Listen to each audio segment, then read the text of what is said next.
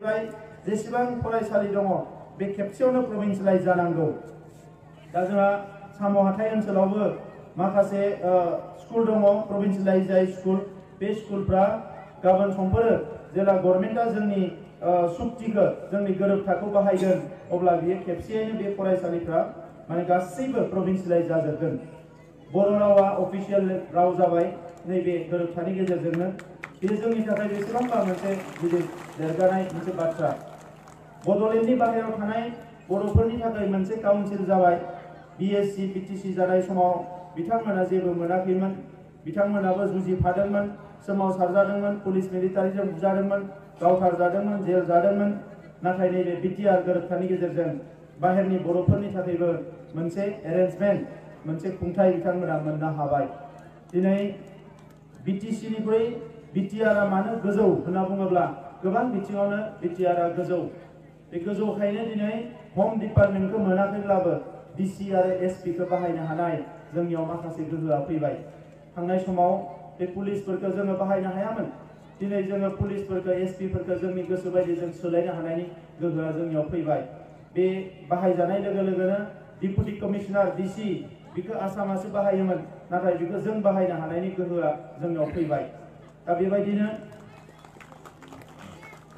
खेबसेयावनो गंब्रै जोङो इउनिभारसिटि मोननो हादों। गंसे सेन्ट्रेल इउनिभारसिटि, गंसे अर्गेनिक इउनिभारसिटि, गंसे स्पर्ट्स इउनिभारसिटि आरो गंसे ट्राइबेल इउनिभारसिटि, गंब्रै इउनिभारसिटि मोननो हादों। गंनै मेडिकेल कलेज मोननो हादों। जोङो आरोबाव NIT मोननो हादों, नेशनेल लेभेलनि engineering technology, national institute of technology मोनसे इन्जिनियारिं कलेज जों मोननो हादों। साइ सेन्टार बाक्सा, उदालगुरि, चिरां मोनथामावबो स्पर्ट्स अथरिटि अफ इन्डिया जेराव लाइमोनफ्रा गेलेनायखौ सोलोङो साइ सेन्टार जों मोननो हादों। खेराइसालि, बाथौसालिनिफ्राय लानानै गोबां जिनिसखौ जोङो बे गोरोबथायाव मोननो हादों, जाय BTC गोरोबथायाव गैयामोन, BSc गोरोबथायाव गैयामोन। ओंखायनो बे गोरोबथाया जोंनि थाखाय बिराद स्पेसियेल। बेजों लोगोसे NDEB नि जायफोर सेंग्राफोर, बिसोरो जायफ्रा एसे फरायनाय बैसो दङ सेंग्राफोर, बिसोरो डिफेन्सआव साख्रि मोनगोन, एसे बुरजा बिबांनि साख्रि मोनगोन। आरो बिसोरनि अनगायैबो बे गोरोबथानि गेजेरजों गोबां बिबांनि बर' लाइमोनफोरखौ आर्मि, पुलिस, पेरामिलिटारियाव सोनांगौ होननानै दाबि दैखांनाय जादों। इन्डास्ट्रिनि बेलायाव दिनै रेल कच फेक्टरि मोननो हादों। रेलनि कच फेक्टरि, बे रेल कच फेक्टरिखौ दिनै मोननो हादों, जेरावनोखि रेलनि कच बानायनाय जागोन, डाब्बा बानायनाय जागोन, बायदिसिना प्रडाक्सन खालामनाय जागोन। दा बेनिखायनो मानगोनां रायजोफोर, बे गोरोबथाया जोंनि हारिखौ इयुनाव आलादा रायजो मोननो थाखाय जोंनो मोनसे आगानसे लाबोबावदों।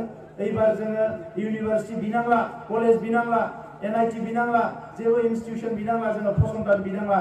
थोंजोङै मोनसेल' बुंनांसिगोन सिदायै, बे जाबाय आलादा रायजो बड'लेण्ड। फारसेथिं गामि दानख'नाय, दिनै जोंनि सुबुं अनजिमाया 30% होननानै बयबो बुंदों। 30% रायजो मोना। दा बेखौनो लानानै गभर्नमेन्टजों रायज्लायनो थाङोबा गिबि सोदोब बाहायनायानो जाबाय नोंथांमोननि ओनसोलाव सुबुं अनजिमाया खम। दा बे खोथाखौनो जोङो दान्थे बिदान्थे खालामनानै नायै नुबाय जोंहा माखासे खामानि मावनांगौ दङ। गमामायैनो नाङा फाङा गुबुन हारिखौ बिराद बुरजा सोना लानानै जोंनि सुबुं अनजिमाया खमायदों। ओंखायनो जोङो नैबे गोरोबथानि गेजेरजों गामि सोनाय आरो गामि दानख'नाय बे आयदाखौ जों लानानै फैदों। जोङो माखासे गामि दानख'गोन खोलाथिंजाय जोङो 2 लाख खावसे गामि दानख'ना हरनो हायोबा जोंनि सुबुं अनजिमाया बांगोन। आरो सानजाथिंजाय जोंनि गामिफोरखौ जोङो सोनो हायोब्ला अब्ला जोंनि सुबुं अनजिमाया गोबाङानो जागोन। जेला जोंनि सुबुं अनजिमाया 50-60% जागोन अब्ला जोंखौ रावबो बुंनो हानाय नङा नोंथांमोना आलादा रायजो मोना होननानै। दा बेफोर खामानिफोरखौ जोङो सिङाव मावनो गोनां जादों रायजोफोर। नाथाय दुखुनांथावा बेसो, संग्रामिफ्राथ' सोमावसारग्राफ्राथ' बिबाय, सरकाराव थाग्रा मानसिफ्रा होनाङा होननानै बुङो। दा गोरोबथाया जानायनि उनाव दिनै हाग्रामा महिलारि बिथाङा बुंदों जे बे गोरोबथाया जेबो नङा, बे गोरोबथायाव जेबो गैया बायदिसिना होननानै बुखिनो हमदों। नाथाय बे गोरोबथायाव बिथाङाबो सागान होदों। BTC गोरोबथायाव SPDC खौ बाहायनो हायामोन, नैबे गोरोबथायाव जोङो SPDC खौ बाहायनो हानाय जाबाय। दिनै बिथांमोना आरो सासनाव फैबावोबा बे इउनिभारसिटि कलेज लुनांगौ, बे BTR गोरोबथाखौ मोगथां महर होनायाव मालाबाबो खामानि मावनाय नङा। जायनि थाखाय जोङो दिनै राजनितियाव फैनो गोनां जादों। आंहा राजनिति खालामनायनि खुनु एजेन्डा गैयामोन।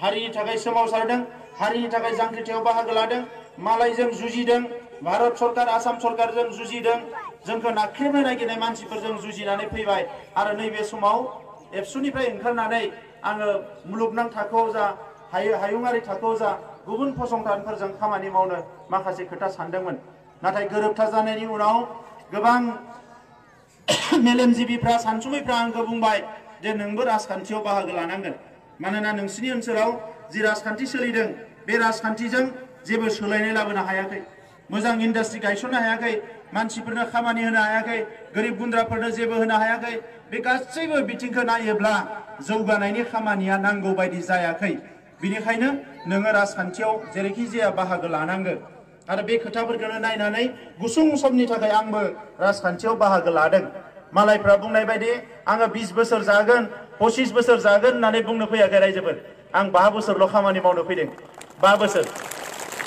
5 बोसोरावनो सोलाय सोल'आ जानांगोन आरो बे साम' हाथाया दिनैनिफ्राय आंनिबो जायगा आं बेवहाय इलेक्सन गेलेनो फैदों कक्लाबारियाव ओंखायनो साम' हाथायनि जौगानांगौनि खोथाखौ नोंथांमोना आंनो हगारनानै होदो बेवहाय ब्लक अफिस गायसननांगौ होनदों बेखौ गायसननाय जागोन बेवहाय नवोदय फरायसालि गायसननांगौ होनदों नाथाय नवोदयजों आंहा एसे हेंथा दङ नवोदय स्कुलखौ गायसनोबा बर' मिडियामा जेंना नुजायो दा थेवबो नोंथांमोना होबाय जेला आं बेखौ लाबाय बाथौ मन्दिर लुफुंनांगौ बेथ' जोंनिनो बिबानखा थानसालिया मोजां जाखाथारनांगोन जोंहा बिनिफ्राय लाइब्रेरि लुफुंनांगौ होननानै बुंदों मोनफ्रोमबो गामियाव मोनसे मोनसे लाइब्रेरि लुफुंनांगोन आरो बेवहाय लेखा दोननांगोन लेखा दोनबाल' जानाय नङा फरायनांगोन बयबो फरायनांगोन बड'लेण्ड सोमावसारनायनि VF आरो जिनाहारि जानाय आइजोफोरनो माखासे अनसुंथाइ होनायनि खोथा बुंदों दा बेखौथ' जों मावखागोन आं आसरित जादों भारत सरकार आसाम सरकारनि इसेबां मोजां मोजां स्किम दङ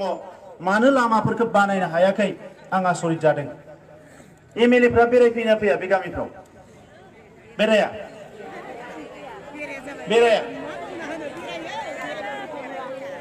बे लामा सामा बानायनाया MLA नि दायित्व आच्छा आं फोजोबनोसै गुबुन खोथाफोरखौ आं रायलायलिया आं बुंखाबाय जे साम' हाथायनि जौगानाया आंनि आखायाव बे 5 बोसोराव आं दायित्व लाबाय साम' हाथाय जौगानायखौ दा आं नोंथांमोननियाव सोंनोल' नागिरदों आङो जब कार्ड दङ ना गैया नोंथांमोननियाव जब कार्ड रायजोफोरनियाव दङ फैसा मोनदों ना मोनाखै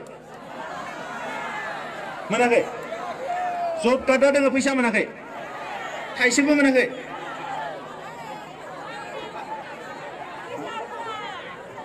मानो 200-100 मोननांगोन जब कार्ड मोननायनि 25 दिन उनाव जब कार्ड मोननायनि 25 सान उननिफ्रायनो मानसिफोरनो खामानि होनांगोन आरो खामानि मोनाबाबो सानसेयाव जिखिनि हाजिरा जायो बेखौ रायजो राजाफ्रा मोननांगोन बेसो आयेननि बाथ्रा रेशन कार्ड दं ना गैया रेशन कार्ड दङ सोरनियावबा दङ सोरनियावबा गैया